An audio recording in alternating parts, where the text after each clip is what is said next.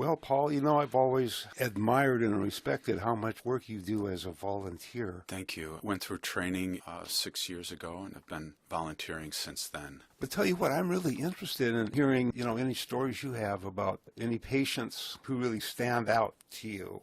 May have taught you something that you carried on later in life. Yeah, there's many of them. One of the stories that comes up for me was an African-American woman and a couple of vigil visits over a weekend, a Friday and a Saturday night. Yeah. Sat with her for 4 hours Friday night. She was into her dying process, unresponsive. I went back again the next night for another 4-hour shift and sat through that whole 4-hour shift, with her, present with her, paying attention to her and her breathing. The time came to the end of my second shift. The volunteer who was there to relieve me had come into the room. I started to say goodbye to this woman, and I reached over and gently placed my hand on her head and said, "Peace be with you," and her name. And she stopped breathing right in that moment.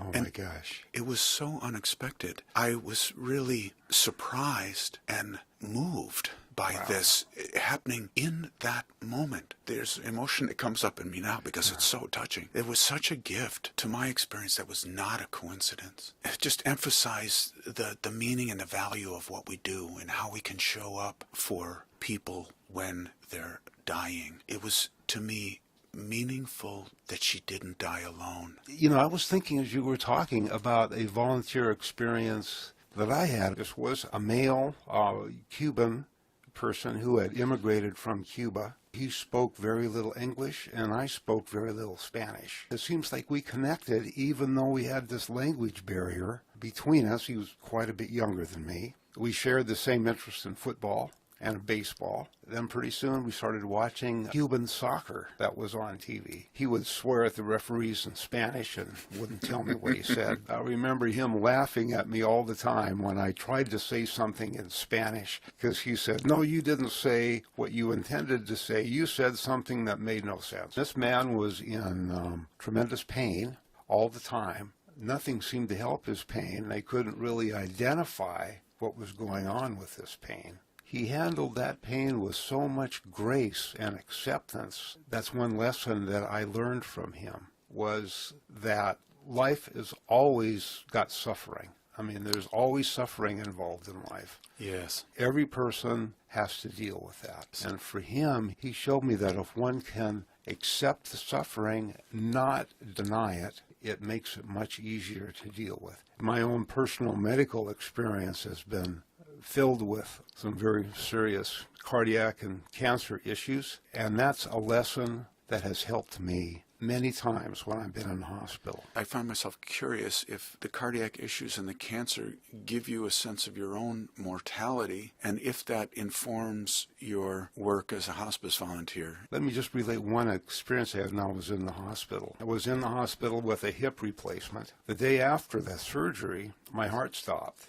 I collapsed on the floor and became unconscious. And in that time, I immediately felt like I was in a very comforting blackness. No light. I was never so relaxed, so unstressed in my life. I don't ever remember that. And as my heart began to beat again, 45 seconds or so, which I guess is quite a while, I felt someone or something grab my left arm and jerk me. It wasn't gentle, but jerked me back into that room, and I didn't want to be there anymore. I felt very blessed by having that experience. You felt like you had an experience of coming close to death yourself. Yeah, that's what it felt like to me. I mean, you said that you didn't want to come back. I don't know. Does it change your perspective about death? It did change it in the sense that I'm not afraid of dying. Yeah, that's really remarkable and an incredible gift to be able to bring that into the room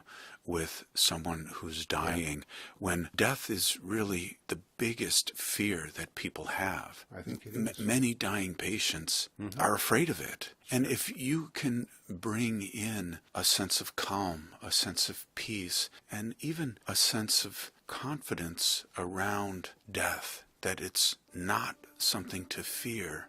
What a huge gift that is, to be able to serve your fellow human being as they're going through it.